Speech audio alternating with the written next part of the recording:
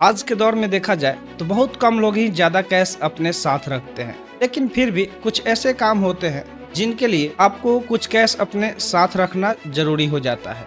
कई बार लोगों को अचानक से कैश की जरूरत पड़ जाती है तो लोग एटीएम कार्ड का इस्तेमाल करके कैश निकाल लेते हैं।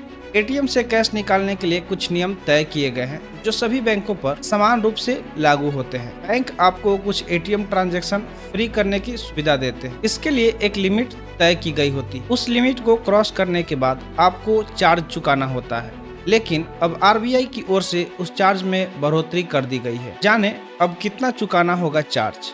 देश में मौजूद तमाम बैंक अपने ग्राहक को एटीएम के जरिए कुछ ट्रांजैक्शन फ्री करने की सुविधा देते हैं। अगर कोई बैंक के एटीएम से ही ट्रांजैक्शन करता है तो वह महीने में 5 कर सकता है। जैसे अगर कोई एसबीआई का खाता धारक है, एसबीआई के एटीएम से पैसे निकालता है तो वह 5 बार फ्री पैसे निकाल सकता है। वहीं अगर कोई दूसरे बैंक के एटीएम से पैसे निकालता है, यानी अगर एसबीआई का ग्राहक एक्सिस बैंक के एटीएम से पैसे निकालता है तो वह एक महीने में ऐसा सिर्फ 3 बार कर सकता है। इसके बाद उसे चार्ज चुकाना होगा। आप मेट्रो सिटी में रहते हैं तो एक महीने में 3 और नॉन मेट्रो सिटी में 5 फ्री ट्रांजैक्शन कर सकते हैं।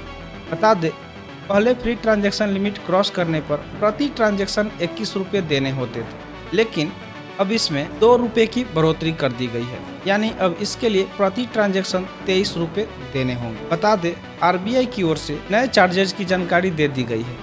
हालांकि अभी नए चार्जेज लागू नहीं हुए हैं। 1 मई 2025 से यह नए नियम लागू होंगे। अगर बात करें तो आपके एटीएम की फ्री ट्रांजैक्शन लिमिट क्रॉस हो चुकी है तो आपको कैश निकालने की ज़रूरत है, तो आप यूपीआई क्यूआर के जरिए भी एटीएम से कैश निकाल सकते हैं। आजकल लगभग हर एटीएम में आपको यह सुविधा मिल रही है। तो आरबीआई के इस बदलाव से आप संतुष्ट हैं या नहीं, कमेंट सेक्शन में जरूर बताइएगा।